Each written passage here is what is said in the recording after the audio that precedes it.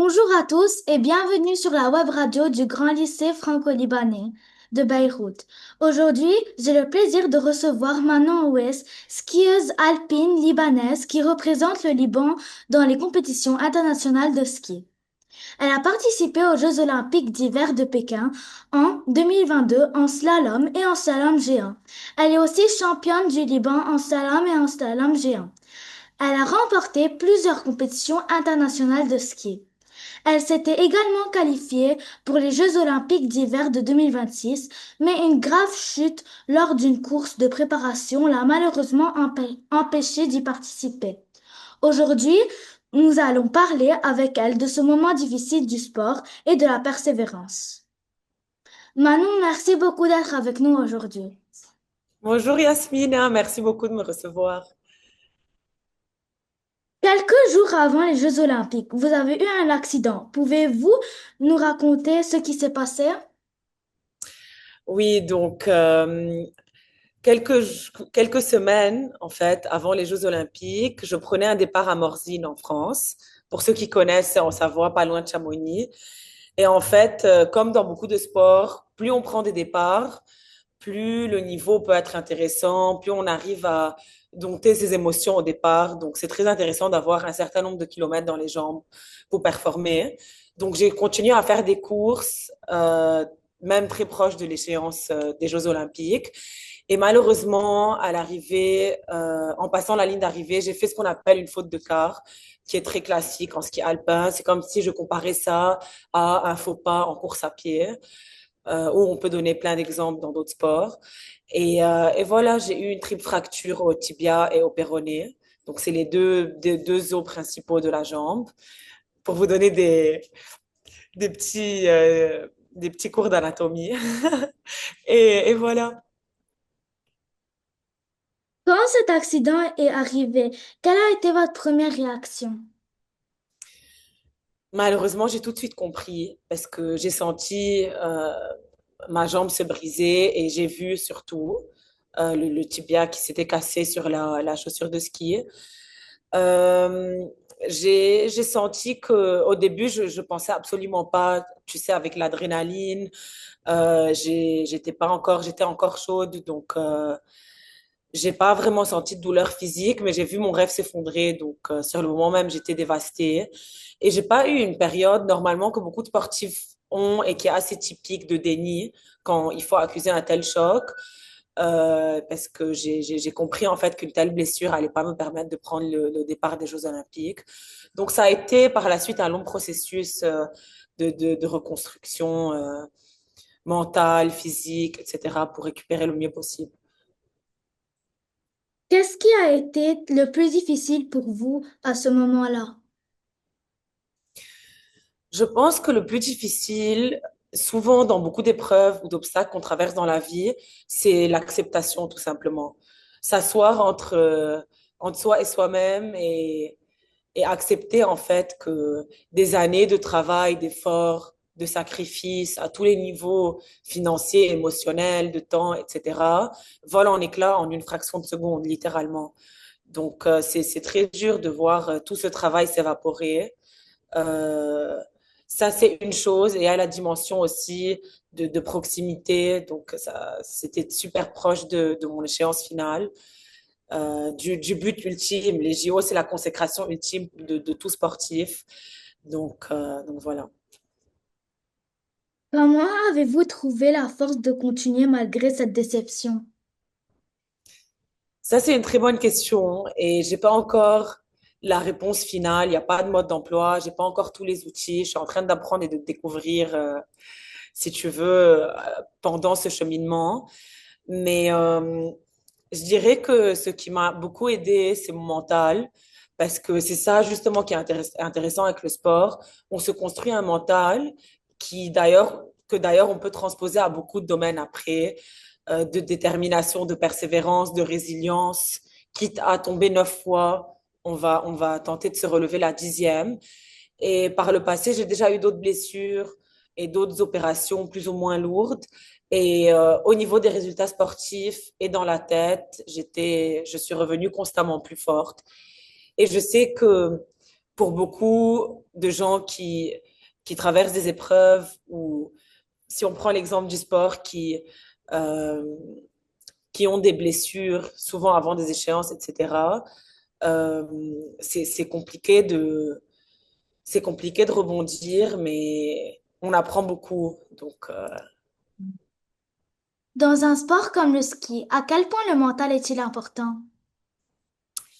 alors, c'est une très bonne question parce que le ski en particulier, c'est un sport assez unique dans le sens où il y a trois variables qui changent constamment.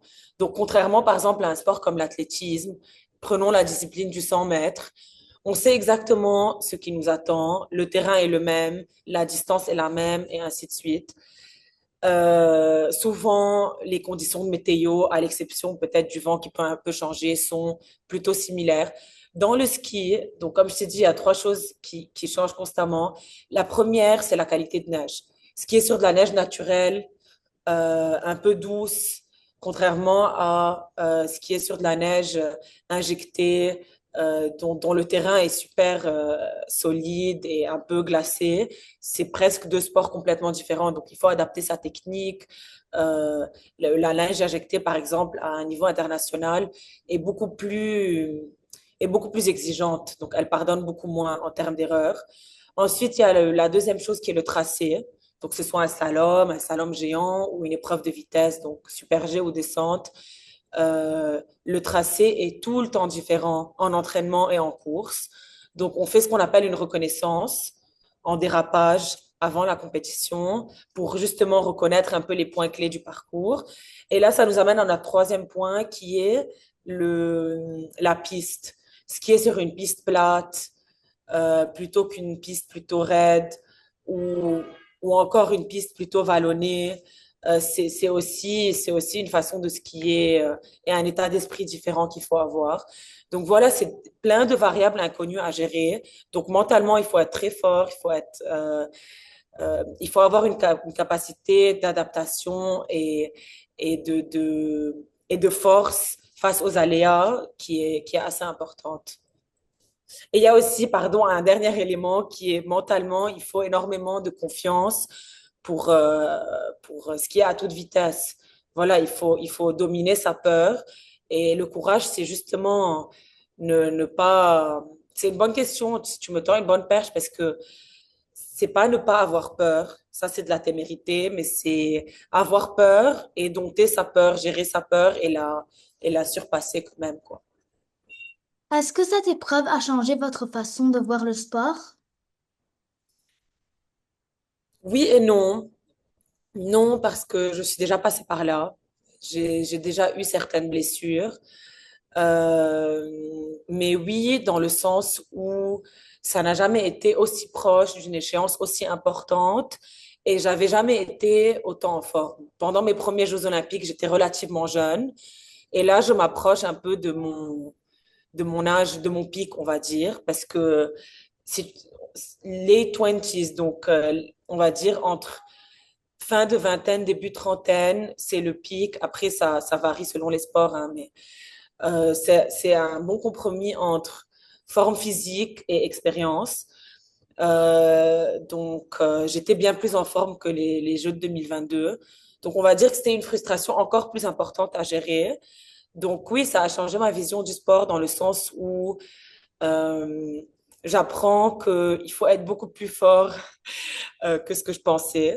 Mais j'ai la chance d'être hyper bien entourée et d'avoir un mental quand même assez fort de base, que je suis encore en train de forger au fur et à mesure. Et c'est, c'est une construction qui est continuelle, qui s'arrête jamais. Il n'y a rien de figé dans le temps, il n'y a rien de définitif ou de irréversible. C'est ça aussi qui est intéressant avec le sport. Bravo. Dans Merci. votre carrière, quel moment vous rend le plus fier? Je dirais le moment où j'ai été championne d'Asie, parce que normalement au Liban, tout reste assez local au niveau du sport. On n'arrive pas à s'exporter au niveau régional ou international. Et Un deuxième moment que je citerai, c'est m'être qualifiée pour les JO de Cortina de 2026, parce que, au niveau du Comité olympique international, ils avaient durci les critères, parce qu'il faut savoir qu'il suffit pas d'être champion du Liban pour se qualifier pour les Jeux, surtout dans un sport comme le ski, qui est très accidentogène. Et là, on revient à la question aussi du mental. C'est un sport où on se blesse beaucoup statistiquement.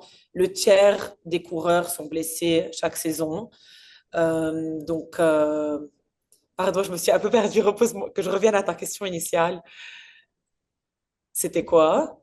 C'était dans votre carrière, quel moment vous a rendu le Ah plus... oui, les moments qui me rendent le plus fière. Donc, justement, je, c'était m'être qualifiée pour les JO parce que, donc, ils ont durci les critères et j'avais fait une pause de 2 ans pour le travail parce que c'est difficile de concilier une vie ordinaire et un travail conventionnel de bureau avec le ski.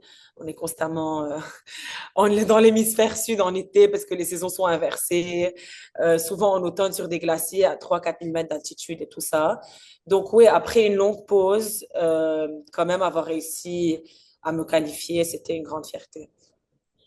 Quel conseil donneriez-vous à des jeunes sportifs qui traversent une blessure ou un moment difficile? Le conseil que je leur donnerais, c'est de toujours garder une vision, cette lumière au bout du tunnel. Même si c'est compliqué au début et ça paraît inaudible, c'est quelque chose qui va énormément vous apprendre et vous apporter à beaucoup de niveaux. Même encore une fois, si c'est difficile à entendre au début, on a l'impression que c'est notre monde qui s'effondre parce que souvent les athlètes, c'est à la fois pour certains un métier, une identité, notre personnalité, et ainsi de suite. Donc on a l'impression vraiment que une partie de nous-mêmes nous quitte. Euh, donc vraiment le conseil que je donnerais, c'est continuer à vraiment euh, tous les jours persévérer, récupérer le mieux possible, parce qu'à un moment donné, ça va payer. Ça finit toujours par payer, même si au début c'est compliqué, c'est lent. Donc le maître mot, c'est patience et persévérance dans ces situations-là. Et évidemment, s'entourer le mieux possible. Il faut pas trop, il faut extérioriser ce qu'on ressent. Il faut pas trop s'isoler et rester seul dans ce moment-là. Merci d'avoir été avec nous aujourd'hui sur la web radio du, du GLFM du Grand Lycée Franco-Libanais de Beyrouth. À très bientôt pour une nouvelle émission. Merci à toi. Ça me fait toujours très plaisir de faire des interviews avec le lycée parce que c'est une école qui m'a marqué à vie et je suis encore très pro-lycée et j'adore les lycéens. S'il y a n'importe quel lycéen qui voit cette vidéo, qui a besoin d'un conseil, qui a besoin d'aide, il peut me contacter à travers les réseaux sociaux. Je me ferai toujours un plaisir d'aider, d'être un mentor autant que je peux, voilà, à mon échelle. Donc, Merci. merci beaucoup.